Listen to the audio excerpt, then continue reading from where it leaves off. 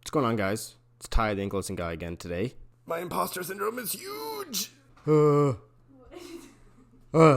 Okay, so how I solved my SI joint pain. What I landed on was the elliptical machine. The reason why the elliptical machine is so fantastic is because it's so controlled and it's so smooth. Everything I tried with jarring exercises, especially back then, it always acted my hips up. So like they always got kind of flared up. They got pretty uncomfortable. The recovery wasn't fun or nice. I landed on the elliptical machine because what I found was I got the least amount of recovery pain from it. And with the elliptical machine, I tried variations of different exercises. And what I landed on was high intensity interval training. And I did this for 10 to 12 minutes. I specifically chose 10 to 12 minutes because if I went over that period of time, I found I would get in pain either during the exercise, that was a little bit more than I wanted to, or after the exercise, my recovery would be not as smooth as I wanted it to be. What I did was 2 minutes of warm-up followed by 2 minutes of moderate speed, so moderate resistance. A heart rate would be around 130, 140 kind of thing.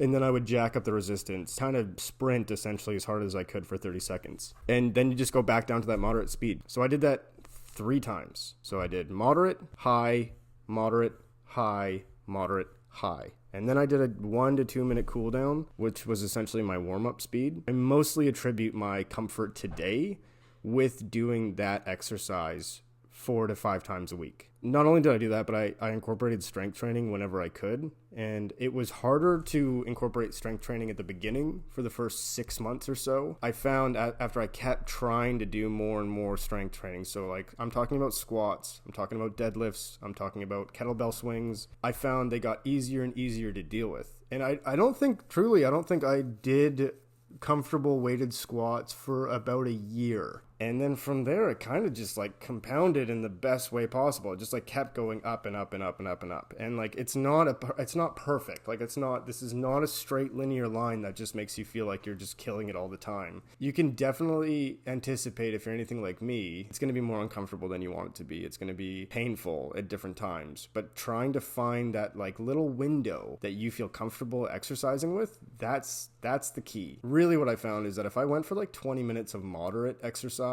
moderate cardio, I did not find that it was very comfortable. I didn't find like I was getting enough out of it. And the coolest thing too about that high intensity interval training is you can do as much as a moderate exercise with less time. I would love nothing more than to hear back from people in 6 months who have been trying this and tell me what the results are. I don't know enough about this condition. I'm not a professional, and I'd like to understand more about it so that we can start working together at figuring out ways to help people out with this condition, because I think that if this works for me and it can work for someone else, then maybe there's a lot more people out there that it can work for as well. The tough thing is to get people to actually go to the gym for 4 or 5 days a week and then to do this and then report back on it.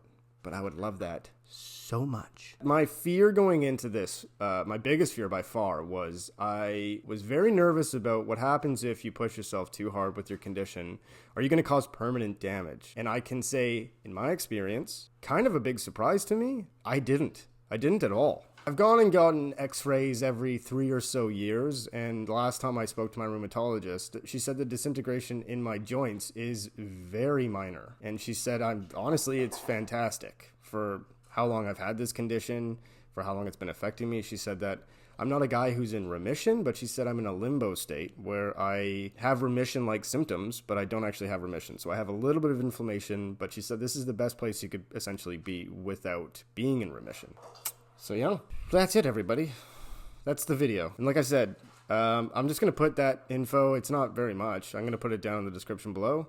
And yeah, try it out. Hopefully it works. Hopefully it works really well for you guys, because it did wonders for me in my life. All right. You guys are fucking awesome. Have a wonderful day. Peace.